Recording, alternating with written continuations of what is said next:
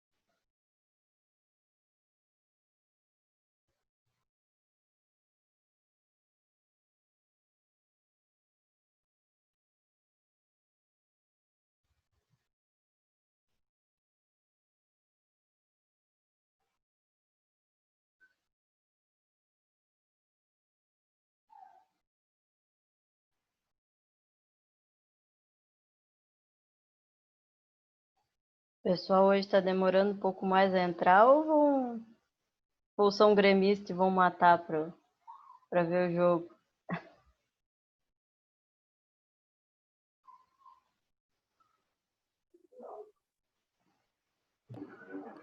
Às vezes tem uns que estão trabalhando, né? Mas Não, teve gente que me mandou mensagem. Teve um que me mandou mensagem, que estava no turno. daqui a pouco já tem gente, até umas 7h05, até umas 7h10 aí. Tem os atrasados, né? Sempre tem. Não, eu pensei nisso porque antes da aula de ontem, a aula de hoje ia ser sobre CLP, que é uma aula maior. Aí, como eu tenho problema em dia de jogo, assim, com os alunos por questão de falta, eu troquei para pneumática, que era a menor aula que tinha, para tentar, ao menos, prestar atenção por um pouco. Porque dias que eu dei aula na escola, que teve jogo, eu já fui e não foi. Tipo, a turma só tinha 10 e não foram. Assim. Era tipo um jogo, era Grêmio e Inter jogavam às 7 e aí ninguém foi. Não, sempre tem os sofredores hoje. Hoje, ao menos, um é às 7 e o outro é mais tarde. Daí os Colorado não tem desculpa, tem. É o meu caso. Dá tranquilo para assistir o jogo depois.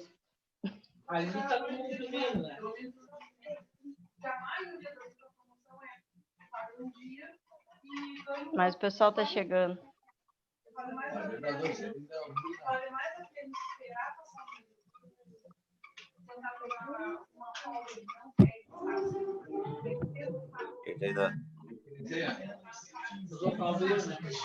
E Johnny Careca. Quer comer?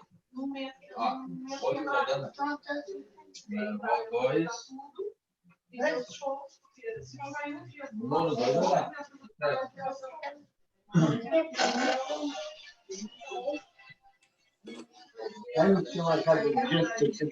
HDMI. Eu tô no.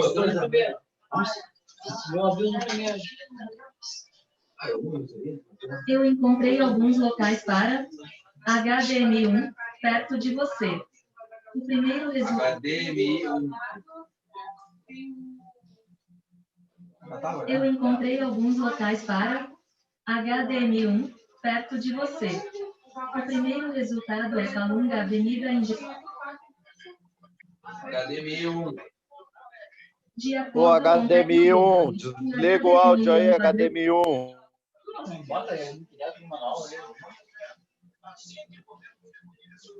Boa noite. Boa noite.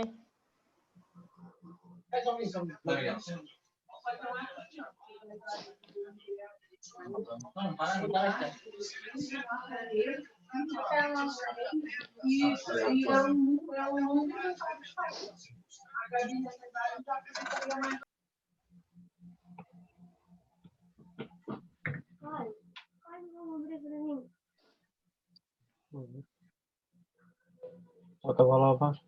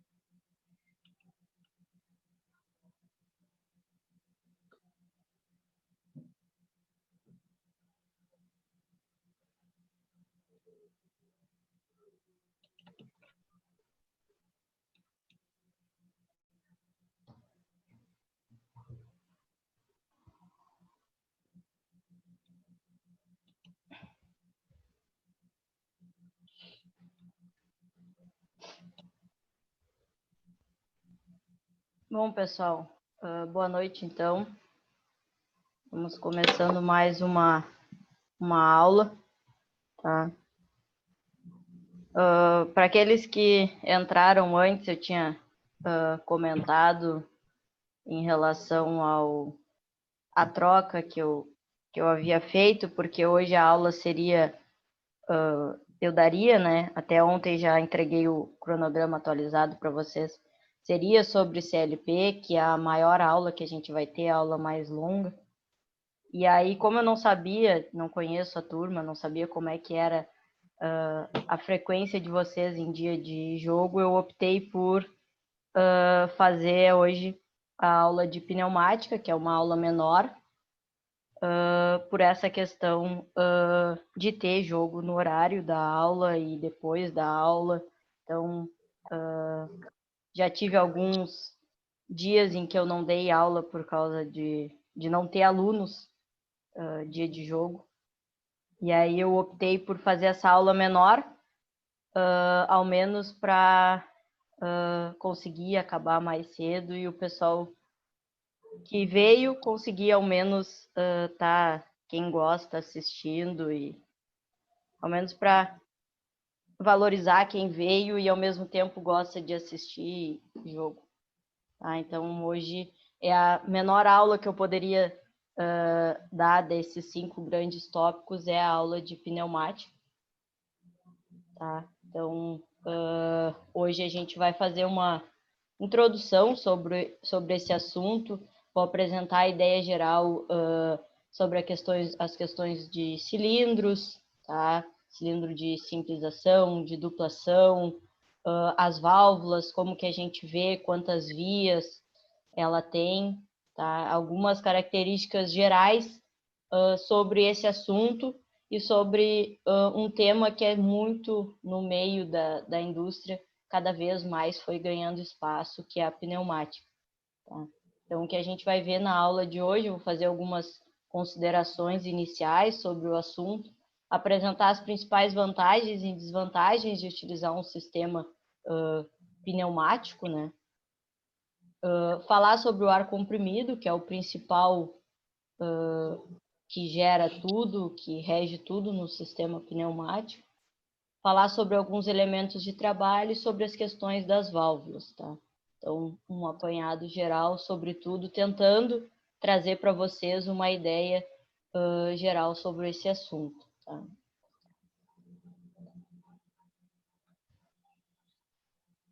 Então, se a gente fosse definir pneumática, tá? A gente definiria numa frase bem simples, tá? Que é o estudo do ar comprimido e suas aplicações práticas. Então, quando a gente fala de pneumática, a gente associa ao ar comprimido, ao estudo do ar comprimido. Então, essa é a definição mais simples que a gente poderia dar para esse tipo de sistema, tá? A pneumática, ela surgiu há muito tempo atrás, tá? Então, mas não com a intensidade, com o objetivo que ela tem hoje, que ela é utilizada hoje, mas já há milhares de anos se tem essa ideia de utilização da pneumática. Só que quando a gente fala no âmbito industrial, a gente pode dizer que ela passou a ganhar uma maior força, tá? Passou a ser mais utilizada quando os processos automatizados passaram a se instalar. Tá? Então, quando começou a questão de automatização, não como a gente tem hoje, mas lá bem no início de alguns sistemas semi-automatizados, podemos dizer assim, foi que a pneumática passou cada vez mais a tomar conta desse meio e ser cada vez mais utilizada. Tá? E também porque ela tem um poder de fazer a racionalização de processos através da utilização de dispositivos pneumáticos, que também é interessante para a indústria, principalmente para quando a gente associa isso a um sistema automatizado. Então, quando a gente fala de atuadores pneumáticos, tá? A gente diz que eles são utilizados quando estão envolvidas cargas de ordem de até 1 tonelada, tá? Onde a gente vai tem o desejo de movimentar em 2 posições, do início ao fim, seja limitados por batentes mecânicos, então isso pode ser como máquinas de fixação, como transporte de peças, ou quando a gente vai fazer uso de sistemas que vão trabalhar em altas rotações, tá? Na ordem de milhares de RPM, milhares de rotações por minuto. Então, quando a gente fala da pneumática, a gente tem essas restrições de utilização, principalmente associado a carga ser na ordem de até 1 tonelada. Tá?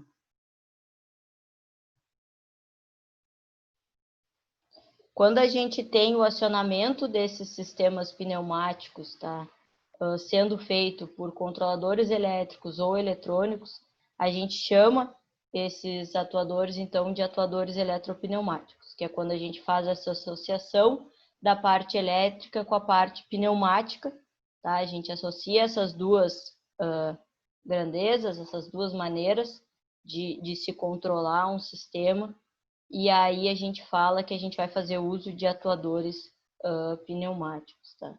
E aí a gente vai poder citar uma série de aplicações que hoje a gente faz uso de sistemas pneumáticos, tá? Então, desde prensas pneumáticas, dispositivos de fixação de peças em máquinas e ferramentas, esteiras, acionamento de portas de um ônibus urbano ou dos trens do metrô, então os ônibus, tanto as portas normais quanto a do sistema dos cadeirantes, sistemas automatizados para alimentação de peças, robôs industriais para aplicações que não exijam posicionamento preciso, freios de caminhão, parafusadeiras, lixadeiras, pistolas de pintura, broca de dentista.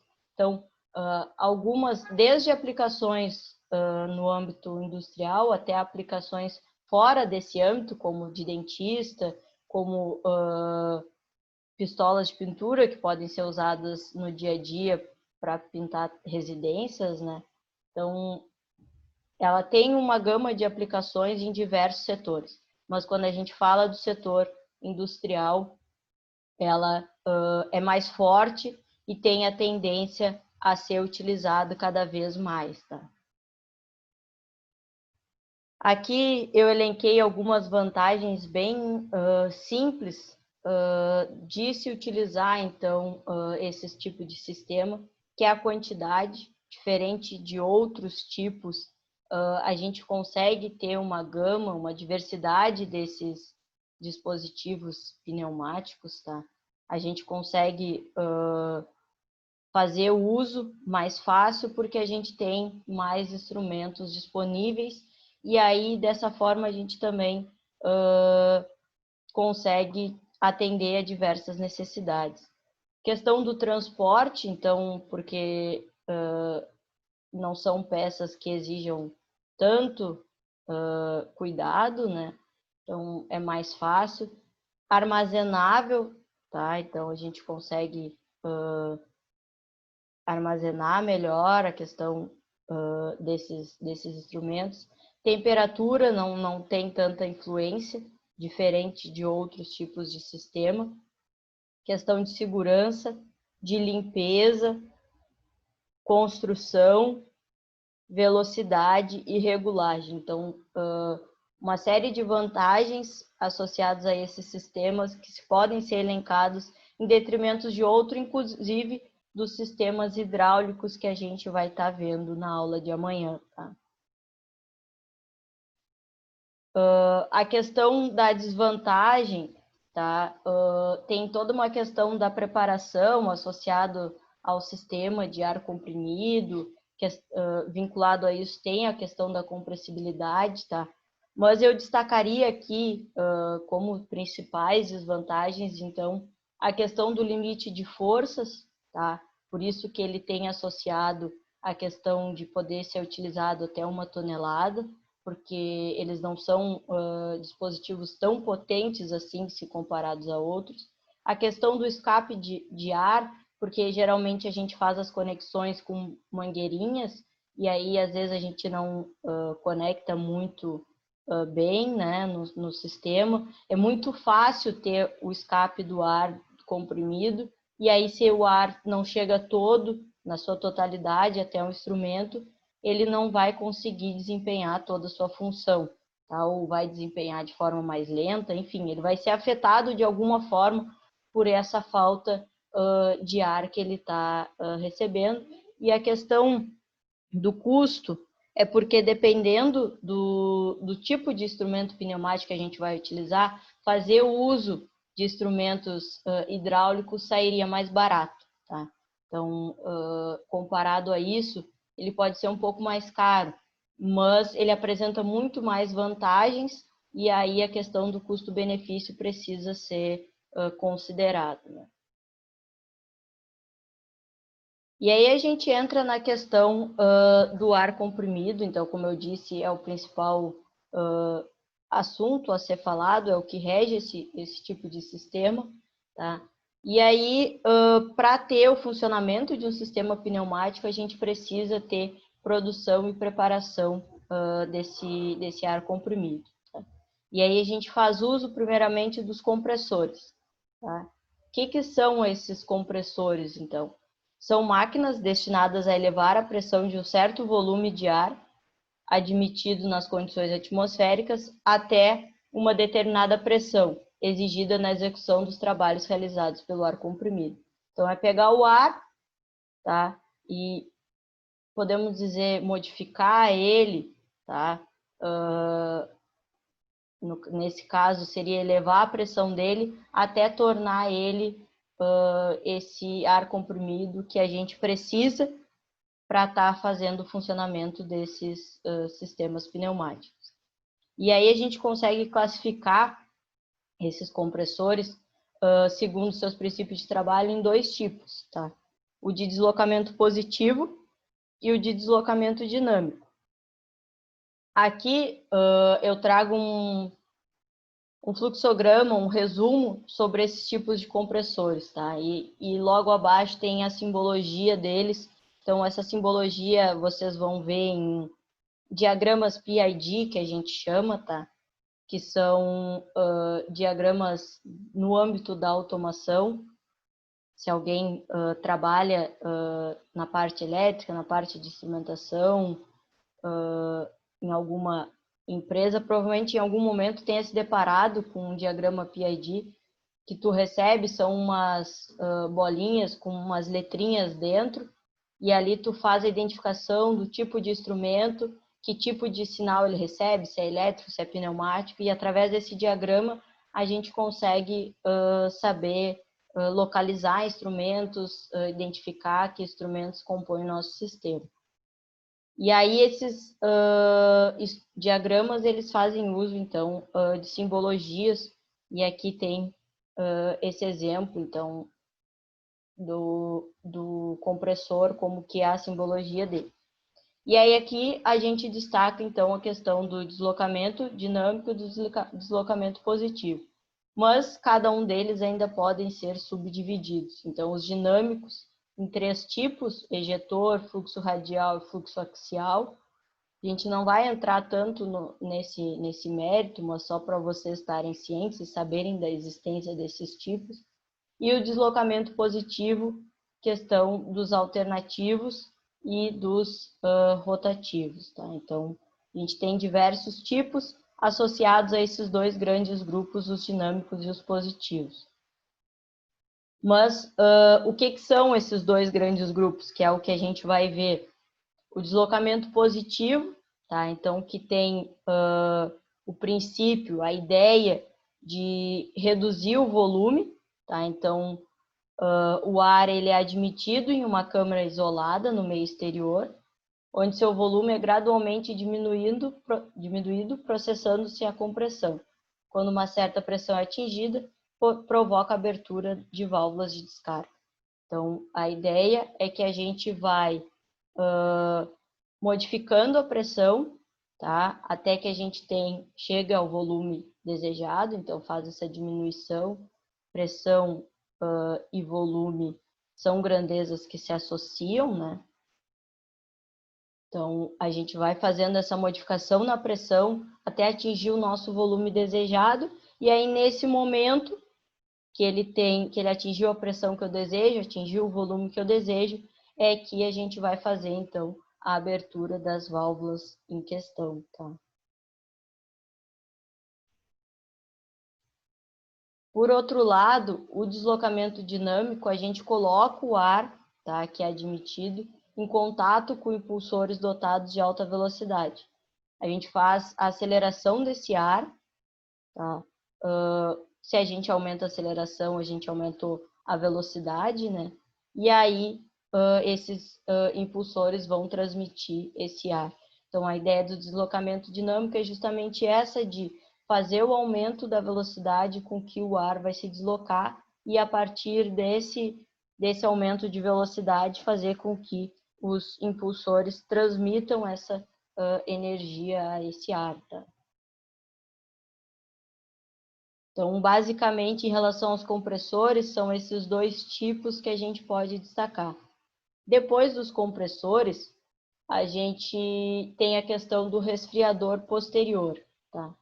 Que ele vai estar localizado após a descarga do compressor e ele permite retirar cerca de 65% a 80% da água que é contida no ar, porque quando a gente gera esse ar através dos compressores, a gente fica com uma grande concentração de água ali, que não é o que a gente deseja, tá? Então, através desse resfriador, a gente consegue retirar entre 65% e 80% dessa água, porque na saída desse compressor, onde está ligado esse resfriador, é onde a gente atinge a maior temperatura, e aí é nesse momento que o resfriador ele entra em cena e faz, então, o resfriamento dessa temperatura e, consequentemente, consegue estar eliminando a água, que nesse caso ela é indesejada, né? E aí depois a gente vai pro separador.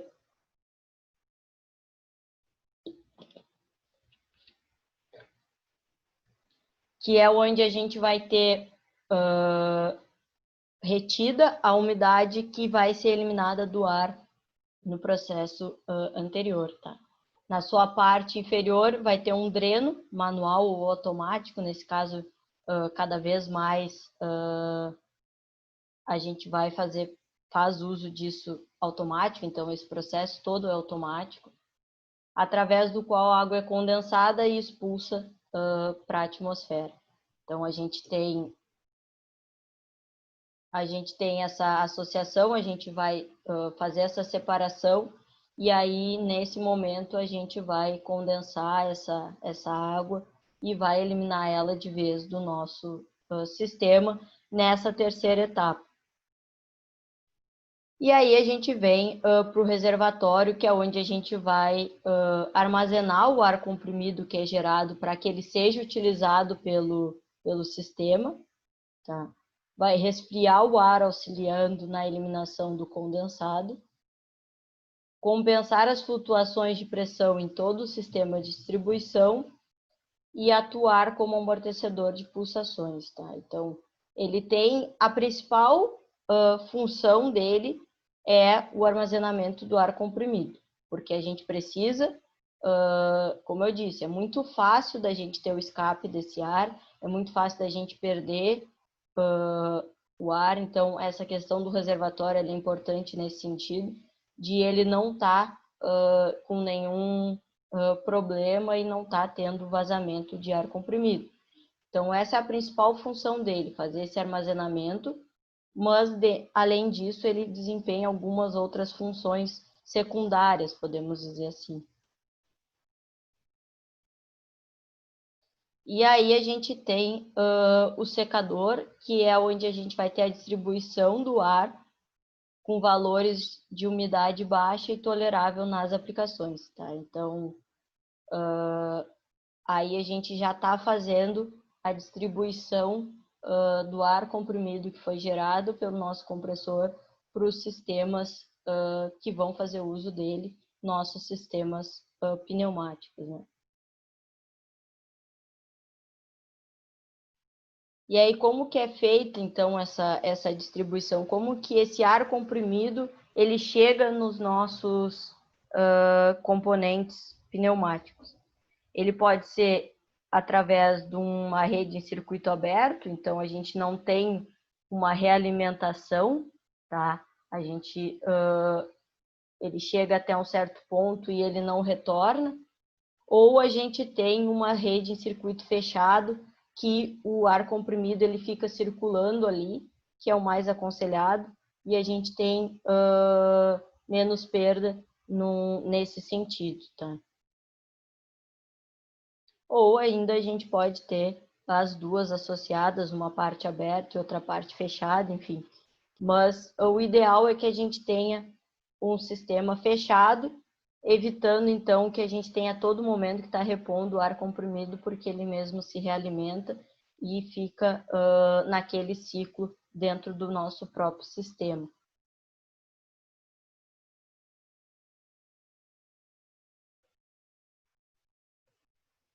Então, aí depois a gente vai fazendo uso através das válvulas, através dos cilindros, que a gente vai ver a seguir, faz uso desse ar, mas chega um momento que a gente precisa tratar ele, porque ele já está carregando consigo diversas impurezas, diversas partículas, e isso, num sistema pneumático, como o ar ele é conectado a essas válvulas, a esses cilindros, a esses atuadores, por meio de pequenas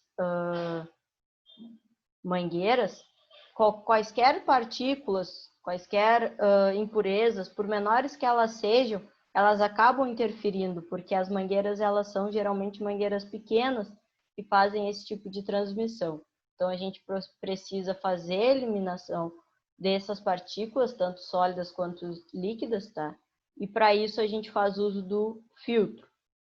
Além disso, a gente tem a questão da válvula reguladora de pressão. Então, dentro do nosso próprio sistema, a gente já faz uso de uma válvula que é para manter a pressão constante, porque como a gente viu, a gente faz tanto no processo de compressão como depois, a gente associa a pressão. A gente tem que estar sempre fazendo o controle dessa pressão para estar gerando esse ar para os nossos sistemas. E aí a gente faz uso, então, de uma válvula reguladora. E a questão do lubrificador, que vai fazer, então, vai lubrificar os aparelhos pneumáticos de trabalho e de comando, justamente para eles não perderem performance no momento que recebem esse... Só um pouquinho, tem alguém que não... Quem não conseguiu o ID, já conseguiu entrar, pessoal? Não, ele quer o ID, mas é o mesmo ID, ele tá pedindo o ID novo, é o mesmo. Pois é, eu deixei fixo já para facilitar a entrada de todo mundo, não ficar É que a alterando outra todas as professora, aulas. todos vieram ID, né? Por isso. Ele não tá pedindo novo, é que ele não, acho que ele não veio ontem e ele não tem ID, pelo jeito. Ah, então é isso, então. Ah, mas alguém já respondeu ali, obrigada quem respondeu para o colega ali, espero que ele consiga entrar. Eu coloquei fixo, pessoal, eu coloquei para não alterar e já fica mais fácil para vocês. O colega está entrando aqui, que pediu o ID. Coloquei fixo, que daí fica mais fácil para vocês não ficar alterando toda a aula, já fica mais prático. Mas agradeço quem respondeu ele ali. Continuando, então, essa questão do lubrificador é justamente para manter sempre o desempenho desses equipamentos, porque os instrumentos pneumáticos eles são mais sensíveis a determinados aspectos, questão de impureza, questão da sujeira mesmo que se acumula, então a gente precisa estar sempre atento a esses quesitos, tá? E aí, para que a gente faz uso, o que esse ar comprimido ele aciona, tá? Então, a gente fala sobre os elementos de trabalho pneumático agora, tá? Então, a gente tem essa energia pneumática que é gerada, a gente transforma ela em movimento e em força através desses elementos de trabalho. Que elementos são esses, tá? Então, podem ser os cilindros, podem ser os motores, alguns atuadores que vão efetivamente trabalhar no nosso sistema, vão atuar, tá? E esses movimentos que são gerados, né, podem ser lineares e rotativos. E aí, alguns dispositivos atuadores são capazes de gerar um movimento linear e alguns outros dispositivos pneumáticos são capazes de gerar um movimento rotativo. Então, quando a gente fala, por exemplo, dos cilindros, a gente está falando desse movimento linear. Então, o cilindro pneumático, seja ele de simples ação, de dupla ação, de outros que a gente vai ver, nós vamos ver 4 tipos de cilindros, a gente tem essa nossa finalidade de movimento linear, tá?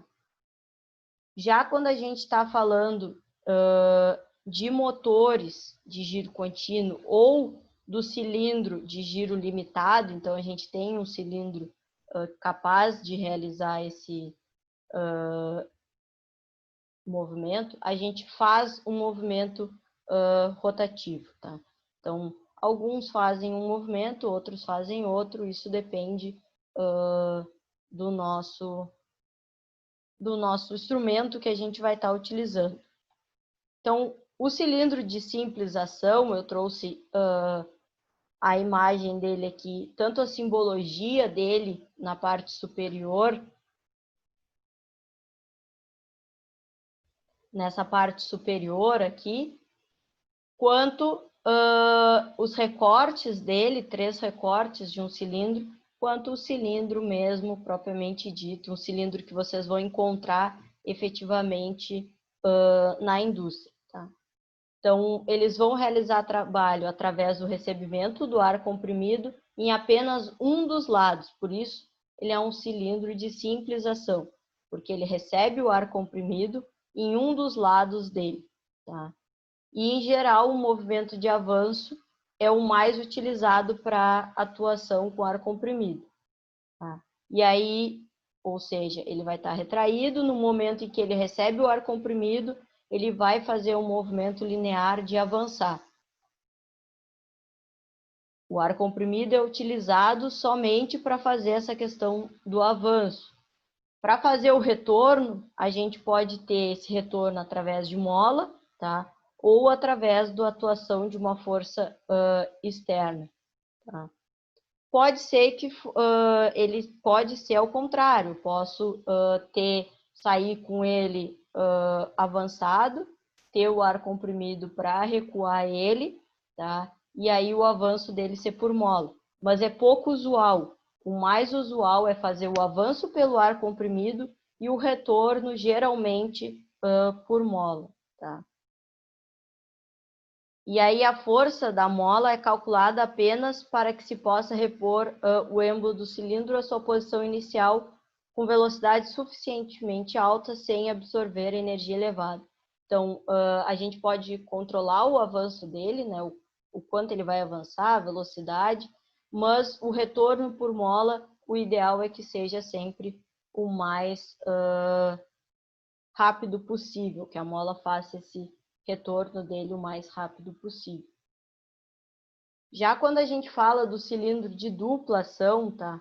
A gente vai receber o ar comprimido nos dois lados. Então, a gente vai ter a entrada de ar comprimido em ambos os lados do cilindro, tá? E aí a gente vai ter, então, tanto o processo de avanço quanto o processo de retorno sendo realizado pelo ar comprimido, pelo movimento gerado pelo ar comprimido. Tá? Então, o sistema de comando permite ao ar atingir uma câmara de cada vez, exaurindo o ar retido na câmara oposta. Assim, quando o ar comprimido atinge a câmara traseira, estará em escape a câmara dianteira e o cilindro avança. Ou seja, eu vou receber ar comprimido de uma vez em cada uma das minhas entradas. Quando eu receber na entrada da parte de trás, eu vou ter o impulso necessário para fazer o cilindro avançar. E aí, no momento que eu passo a receber ar comprimido na entrada mais à frente, tá? A gente vai ter, então, a entrada do ar comprimido nessa e a saída do ar comprimido na de trás, fazendo com que o cilindro retorne. Aqui tem até uma imagem que indica o momento do avanço, então o ar comprimido entrando na seta azul escura ali naquela imagem, impulsionando o nosso cilindro, e aí saindo pela outra entrada de ar, então mais um verde água ali. E aí, para fazer o retorno, seria ao contrário. A gente teria aquela seta verde água entrando, o ar comprimido, e na azul escura saindo, e aí o processo de retorno, tá? Então, quando a gente fala do de simplização, a gente faz o avanço dele, na maioria das vezes, pelo ar comprimido, e o retorno por mola. E quando a gente fala do de duplação, não. O duplação, em ambos os casos, tanto no avanço quanto no retorno, a gente vai estar trabalhando com ar comprimido. Além desses dois, que são os mais usuais, tá?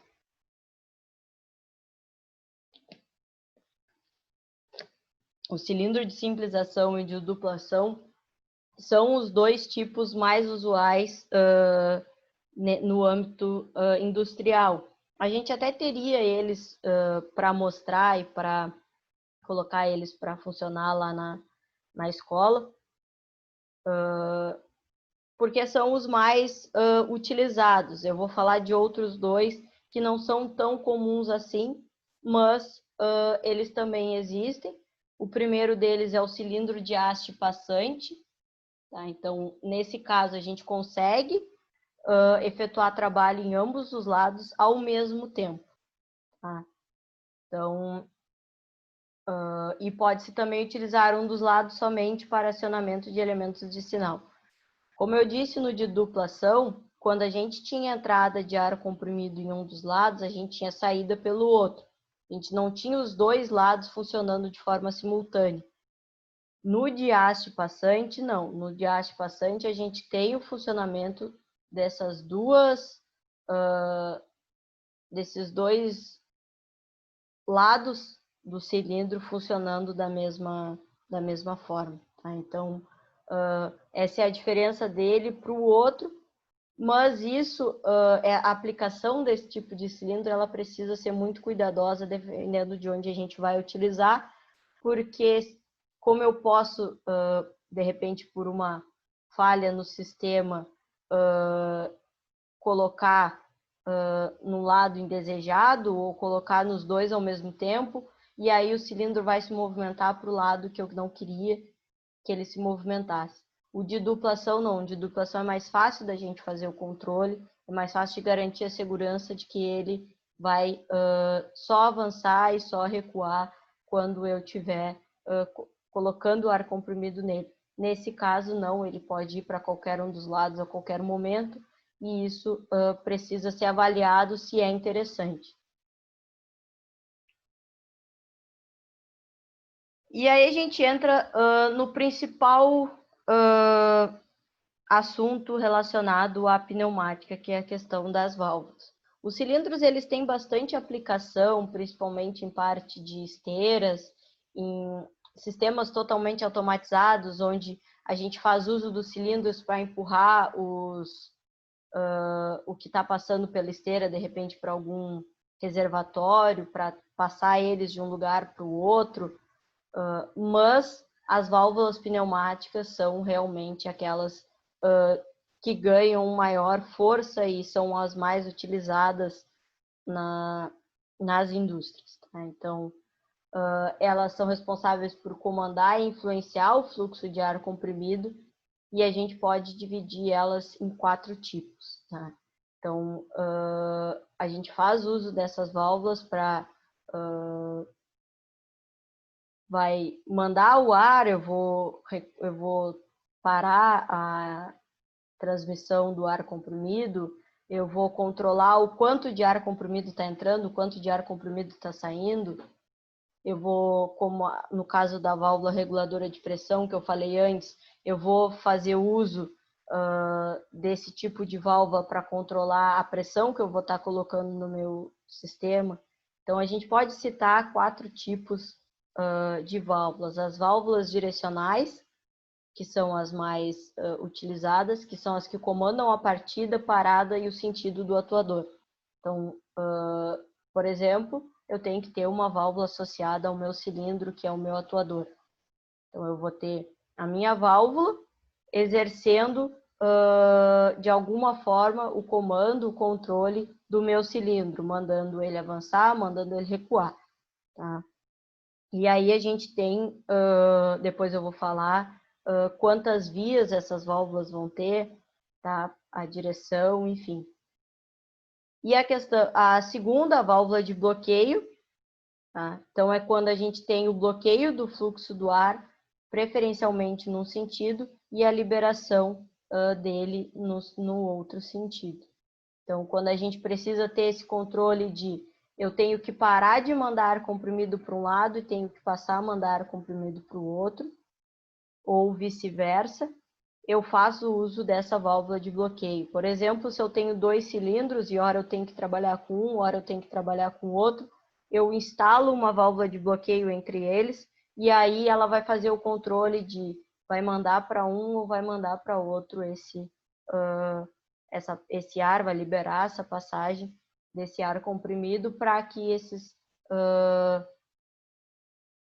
cilindros eles atuem no nosso sistema. Tá?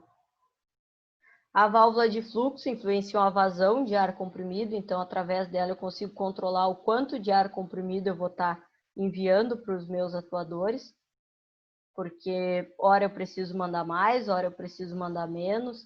Pensem num motor, de repente, hora eu preciso que ele gire com maior torque, hora eu preciso que ele se movimente menos.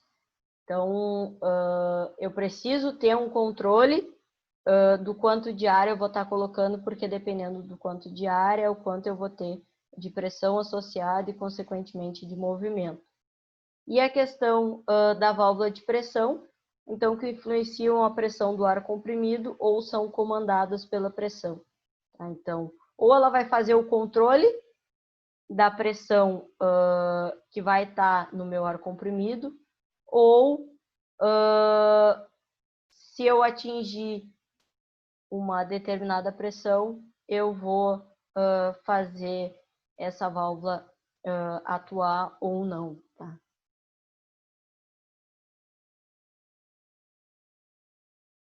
E aí, quando a gente fala de esquemas pneumáticos, tá? A gente usa símbolos para descrever essas válvulas que são emissoras de sinal, de comando, para as válvulas direcionais. Então, a gente tem de 2 a 5 vias. Então, esse símbolo eles não caracteriza o tipo de construção, mas a função. Então, os símbolos que a gente atribui às válvulas, a gente vai ver, eles não estão relacionados à maneira construtiva, eles não estão associados a que tipo de material, simplesmente eles estão associados à função que ela desempenha. Tá? E aí aqui a gente tem a indicação das posições das válvulas simbolizadas por quadrados. Então é assim que a gente sabe quantas posições a válvula ela possui. Tá? Então, dependendo do número de quadrados que eu tiver, é o número de posições que eu vou ter na minha válvula. Tá? E aí, em relação ao número de vias, tá? Então, está associado ao número de conexões de trabalho que a válvula possui. são considerados como vias a conexão de entrada de pressão, conexões de utilização e as de escape. Para fácil compreensão, o número de vias de uma válvula de controle podemos também considerar que. Então, quando a gente geralmente tem essas duas opções aqui. Quando a gente tem esse Tzinho, tá? Indica bloqueio, então eu só tenho uma via ali, ou seja, eu só vou passar ou não passar, eu vou bloquear a passagem. Já quando eu tenho a seta, eu indico passagem. Eu tenho duas vias, eu posso ir e posso retornar. Tá? Então, depois a gente vai ver um exemplo de uma válvula para indicar, então, quantos tipos ela tem. Então, aqui, por exemplo, a gente tem só para gerar um detalhe. Isso aqui é só para gerar quantas ligações a gente tem, quantas conexões. A gente não está associado ao sentido de fluxo.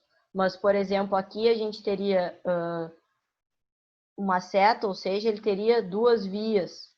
Aqui a gente já teria na do meio 4 vias, porque a gente tem duas setas, cada uma representa duas vias.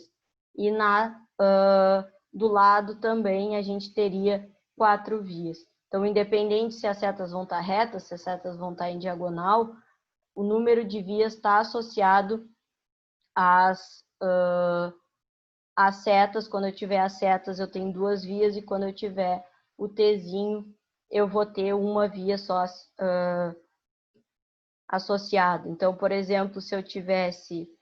Deixa eu tentar desenhar aqui.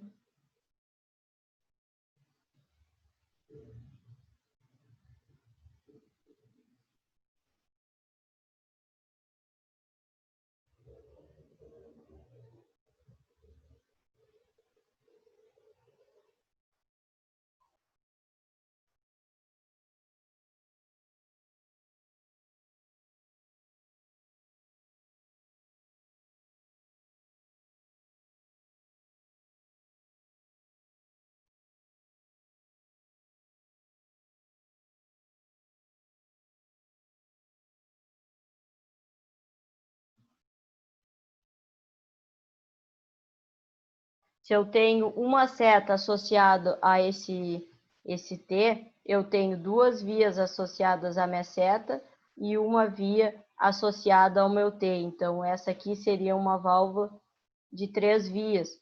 Eu poderia, por exemplo, ter um T aqui nesse aqui. Então, eu teria uma válvula de 5 vias nesse caso, tá? Então, esse tipo de informação, ele está sempre associado à válvula, e aí, dependendo do número de vias, é o quanto, podemos dizer assim, de mangueirinhas de ar comprimido ele vai receber em cada uma dessas vias, tá? Então, quanto mais vias, mais eu vou ter essas ligações, e mais coisas eu vou conseguir estar realizando com a minha válvula, tá? Então, em relação ao número de vias, seria isso.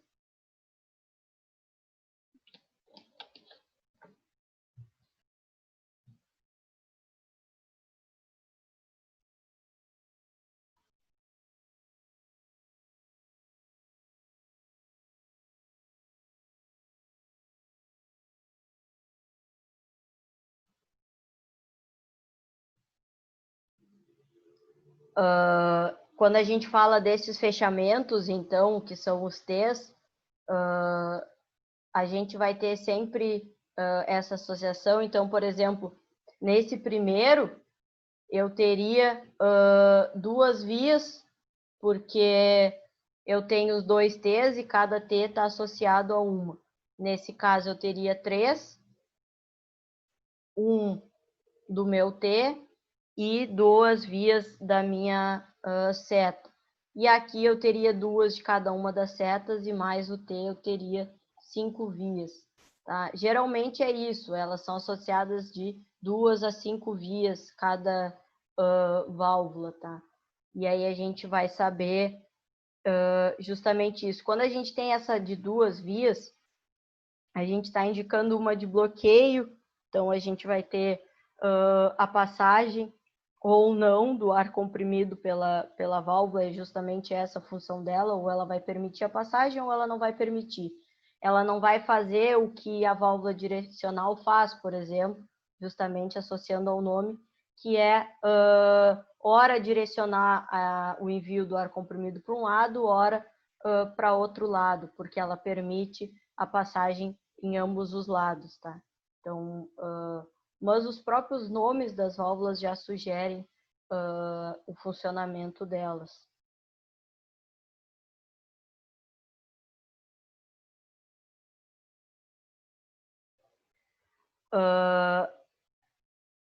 Alguma dúvida? Alguma pergunta? Se alguém já trabalhou, já mexeu em alguma dessas válvulas? Eu não sei qual a formação, em que vocês trabalham, na verdade, se trabalham na área de mecânica mesmo ou trabalham em alguma outra área que faz uso de alguns desses dispositivos.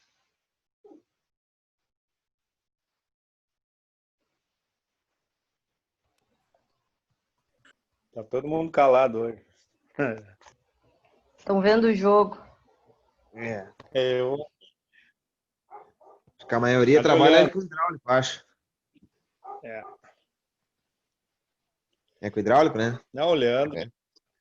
E aí, Leandro, cadê tu? Amanhã vai ser hidráulico. lá. Apesar de Leandro não que gosta conhecer de... muito, o cara trabalha com hidráulico. Eu, pelo menos, né? A gente conhece essa simbologia aí mais na parte hidráulica, né? Na parte pneumática a gente não mexe tanto. Amanhã a gente vai ver, amanhã vai ser sobre hidráulica. Tem algumas... E é bem parecido. Isso eu ia falar. Tem coisas que são semelhantes, né? Tipo, que a gente pode associar e entender da parte pneumática através da parte hidráulica, tá? Mas sempre tem, de uma área para outra, tem algumas diferenças. É a mesma coisa que quando a gente for falar de sensores, por exemplo. A gente vai ter uma gama de sensores, tem diversos tipos de sensores. E aí a gente tem um princípio geral, a gente tem uma ideia geral sobre, mas cada um tem a sua particularidade. A questão de pneumática, ela é mais utilizada em indústrias que trabalham com sistemas automatizados, mas no intuito de esteiras, de movimentação de carga, então de colocar, eu tenho uma esteira, pensem numa esteira onde está passando diversos componentes, diversos produtos, diversas caixas, enfim, o que estiver passando pela minha esteira.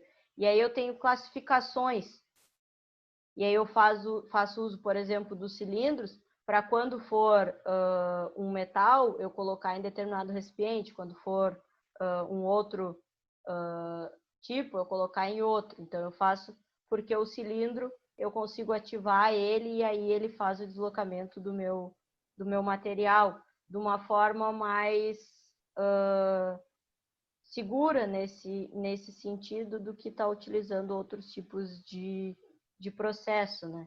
Mas quando a gente fala de indústrias mais do tipo que a gente tem aqui em Rio Grande, onde precisa de um trabalho mais pesado, não tão detalhista, o hidráulico ele ainda é mais utilizado, porque ele, podemos dizer assim, ele aguenta mais o tranco, tá? Os dispositivos hidráulicos, eles aguentam mais o tranco do que os dispositivos pneumáticos, que são muito mais sensíveis, né? Em sacadeira é usado bastante pneumática, né? Nas fábricas de adubo. Eu cheguei a ver alguma coisa. Pois eu também vi.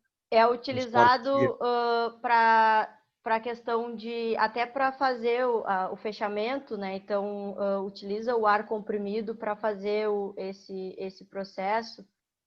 Mas Prensar saco. são... Hã? Na hora de prensar o saco ali para fazer Isso. Aí faz uso da pneumática, né? Porque aí consegue, através do ar comprimido, fazer essa... E fica muito mais vedado também, né? Quando a gente faz esse fechamento fazendo uso do ar comprimido. Sim, instrumentação, parte de caldeira também é com ar comprimido, né? Quando a gente fala bastante de automação, a gente associa muito a pneumática, porque é muito mais fácil a gente fazer o controle de dispositivos pneumáticos, tá? Então, em sistemas bem automatizados, mais avançados, se tende a se utilizar mais a pneumática, porque é mais fácil de fazer esse controle, né? Sim. Mas isso é pensando assim, numa empresa que está sendo construída do zero, né? Uma parte de uma empresa que nem a Yara está fazendo uma parte de uma planta nova que vai ser boa parte dela automatizada. Então, tu tá pensando já desde o início. Quando a gente fala de sistemas que já são implementados, fica mais difícil tu sair dessa parte hidráulica para ir para a parte pneumática, porque a empresa já tem aqueles sistemas todos funcionando, né? Então, tu adapta da maneira que dá. Mas quando tu começa do zero, tu tende a fazer uso mais dessa parte pneumática, a não ser, claro, que a tua aplicação não a sirva para isso, né? A gente trabalha no Tecom, e aí lá as máquinas, no caso, né, elevação de carga tem que ser tudo com óleo, como tu falou, para o fato da força, tudo, né? Tem os guris aí também que trabalham com as plataformas elevatórias aí, que também a parte da segurança ali, né? O pneumático, se vazar, ele assim, vem embora. vaza de uma vez só, né? Porque o pneumático ele tem um limite, como eu disse, de até 1 tonelada. Então, quando a gente está trabalhando com altas cargas, até próximo, até às vezes inferior a 1 tonelada, mas próximo disso, já tende a não ter uma performance tão boa. E aí tu faz uso de dispositivos mais robustos, né, que conseguem desempenhar melhor esse papel. Porque, como eu disse, os dispositivos pneumáticos, eles são muito mais sensíveis. Eles são de menor porte, eles exigem maiores cuidados, e aí, dependendo da aplicação, tu não pode, vai estar, dependendo do local que ele está sendo utilizado, demandar todo esse cuidado, né? Sim. Tu não pode correr o risco de estar elevando alguma coisa, por exemplo, mais pesada, e aí escapou e parou de chegar ar comprimido e aquilo despenca do nada. Em termos dessa segurança, acho que a hidráulica ela é mais confiável, né? Nesse sentido, tu tem que pensar bem nesses aspectos, né? Porque se tu vai trabalhar com muito pesados, pode ter uma falha, ou se tu... porque acontece, às vezes, de uma hora para outra as coisas param de funcionar. Isso é regra, principalmente na automação, e aí tu não tem o que fazer. Então, tu tem que tentar, quando pararem de funcionar, garantir a maior segurança que tu puder, né? Então, nessa questão, dependendo do que tu vai usar de dispositivo pneumático, tu não consegue. Parou de chegar o ar comprimido, ele vai recuar ou ele vai ceder, dependendo do dispositivo que tu está usando. E aí tu não consegue garantir segurança nesse sentido. Sim, até peso, né? Sei lá, 30 toneladas aí não teria. Eu acho que não teria como levantar com pneumático, ou teria? Não, pneumático é aconselhado até 1 tonelada, assim, para te ter um grau de segurança considerado. Tá, e a pergunta é, em cima das rodas do caminhão ali, que o eixo traseiro dos caminhão que eleva com uma bolsa ali de ar, né? Como funciona aquilo? É que ele Com a falou aí, carreira. só que a pneumática levanta um prédio, se for preciso, né? Só que Sim, só. tem os bolsões aí que levantam prédios com bolsas, né, de ar, né? E não deixa de ser a pneumática, né? Não deixa de ser, hã? Só não tem tanta segurança. Não, ele até Sim. é que essas bolsas de ar, elas são a pneumática, mas não é essa maneira como eu apresentei aqui, em que o ar ele vai ser gerado pelos próprios dispositivos pneumáticos, né? Daí, dessa forma, a gente tem que ter um peso menor. Essas bolsas de ar, elas já foram, vamos dizer, um caminho que se tomou para se utilizar a pneumática para determinadas formas, mas já com uma concentração considerável armazenada ali, né? A gente não precisa estar fazendo a geração a todo momento, a gente já tem uma quantidade considerável armazenada e dessa forma a gente consegue fazer a elevação de maiores toneladas, maiores pesos. Porque pensem em ter que estar todo o processo que eu mostrei de geração do ar comprimido para conseguir sustentar esse tipo de peso. Tá? Então, a gente precisa ter um processo de armazenagem muito bom e suficiente para conseguir fazer isso. Mas é possível, mas se a gente tem uma falha, nesse caso, meio que a gente não tem o que fazer, né?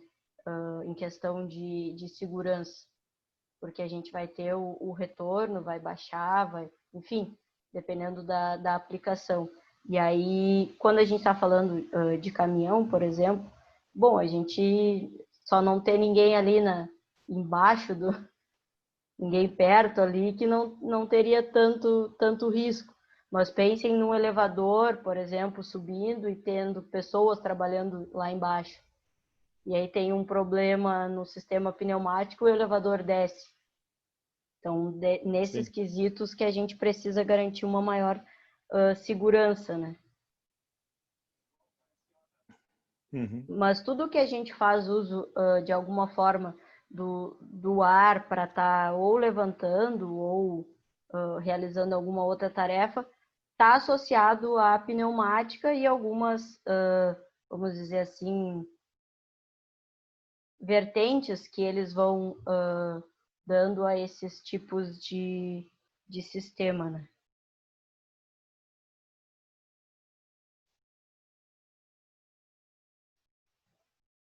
Mais alguém, pessoal, trazer alguma coisa? Não, tranquilo. Por mim era isso aí. Não, tranquilo. Em relação às questões que a gente vai ter sobre, tá? Então, a gente vai ter, para citar uma pergunta básica sobre o que é pneumática, né? Citar 3 vantagens e desvantagens, eu elenquei ali várias vantagens, acho que umas 4 ou 5 desvantagens da utilização da pneumática. O que são os compressores e como podem ser classificados. Então, a gente viu sobre isso, a gente viu que eles têm 2 classificações sobre o deslocamento rotativo e deslocamento linear, né? Os equipamentos que compõem o processo de produção e preparação do ar comprimido. Então, também tem lá na aula, eu trouxe. E aí a questão da energia pneumática, ela é transformada em movimento e força através dos elementos de trabalho, e esses movimentos podem ser, eu falei sobre isso, até citei que alguns dispositivos geram o tipo de movimento e outros geram outro tipo de movimento, tá? Então, são 5 questões associadas ao pneumática, mas como vocês podem ver, são questões bem simples sobre essa parte do material, tá? Eu já teve gente me mandando as questões de ontem, tá? Então eu já vou corrigir, já corrigi, inclusive. Quem quiser fica à vontade para fazer e me mandar também sem problemas, tá?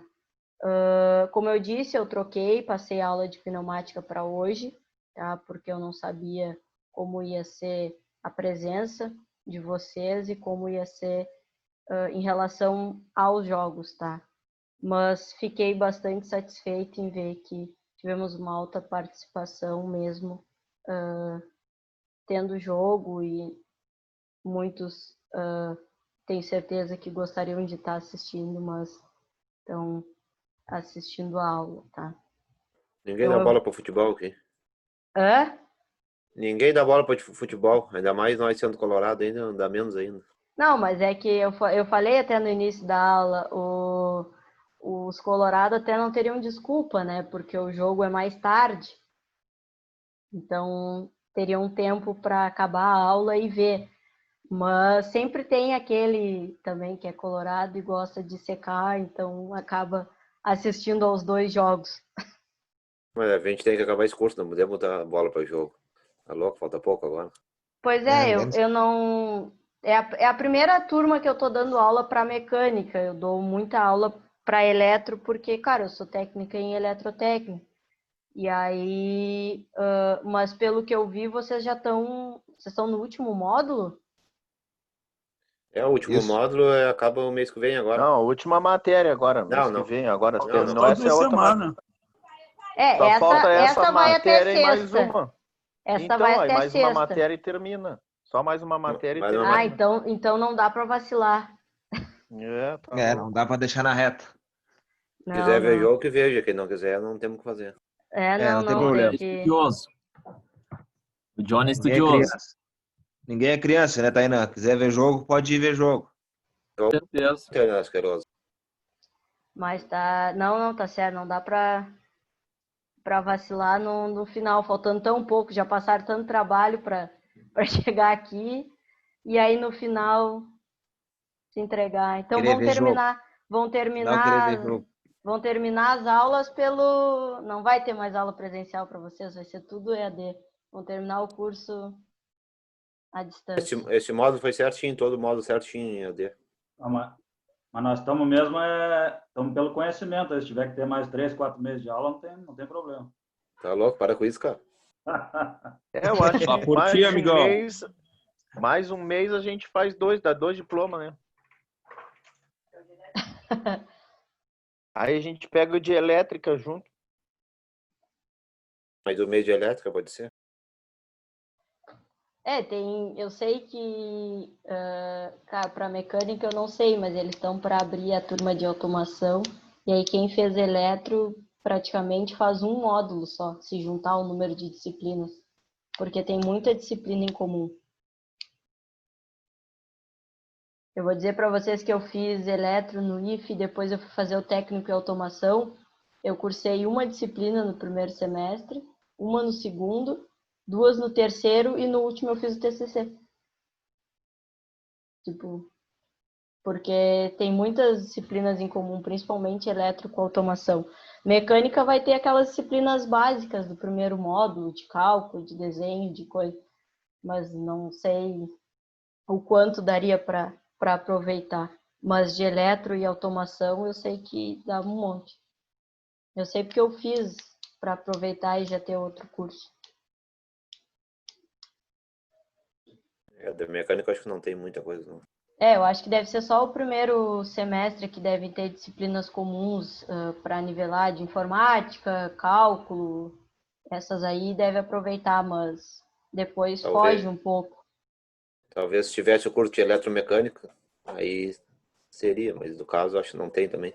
Ali não tem. Eu Até acho porque, que dá 1 ano e 5 meses. para vocês terem uma ideia, isso que eu estou dando para vocês em 5 aulas é praticamente uma disciplina, cada tópico desse é uma disciplina em automação. Em eletro também, CLP é uma, comandos é outra, e aí a parte de hidráulica e pneumática que a gente junta. Então, é um apanhado muito geral aqui para conseguir em 5 Teve aulas Santa Maria, Pelotas, teve tudo. para dar esse conteúdo. Tá, pessoal? Mas o conteúdo de pneumática hoje era esse. Quem não for assistir jogo e quiser aproveitar para fazer as questões, fica à vontade, pode me mandar que eu vou corrigindo, tá? E já vou avaliando vocês, tá? Fazer a chamada. Também não é assim, não vou assistir o jogo. A gente deixa em segundo plano.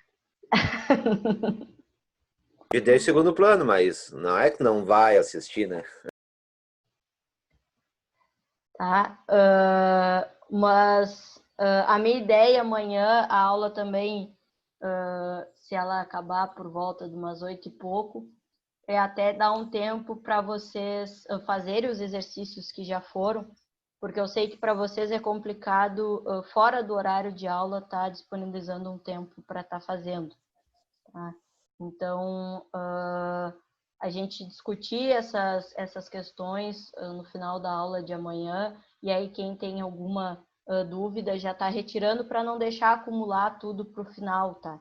Então, vou tentar encaixar isso na aula de amanhã para vocês não estarem tendo que disponibilizar muito tempo fora da aula para estar resolvendo, tá? Porque eu sei que isso, para quem trabalha, é complicado, às vezes trabalha no final de semana e pouco tempo, ainda mais que é uma disciplina curta, quando pensou já acabou, então vocês não vão ter tanto tempo assim para estar fazendo esse trabalho, tá? Tem que te entregar até quando essa lista aí, professora? Eu deixei para eu pedir, porque geralmente a gente faz a avaliação em seguida que acaba a disciplina, mas como era uma disciplina muito curta, eu pedi um prazo maior para estar entregando as notas, então vocês têm até o dia 9 para me entregar, tá? Tá bem, obrigado. Nada. Adão.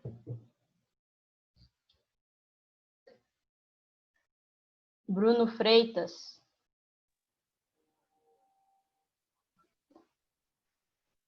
Carlos Eduardo.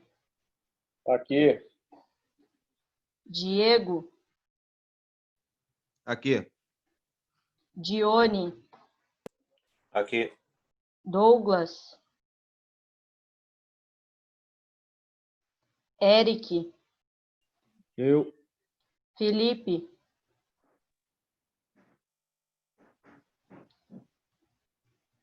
Fernando. Aqui. Isair. Jean. Josué. Aqui. Leandro Ortiz. Aqui. Leandro Sena. Aqui. Luan. Lucas. Marcos Alexandre. Aqui. Maurício. Patrick.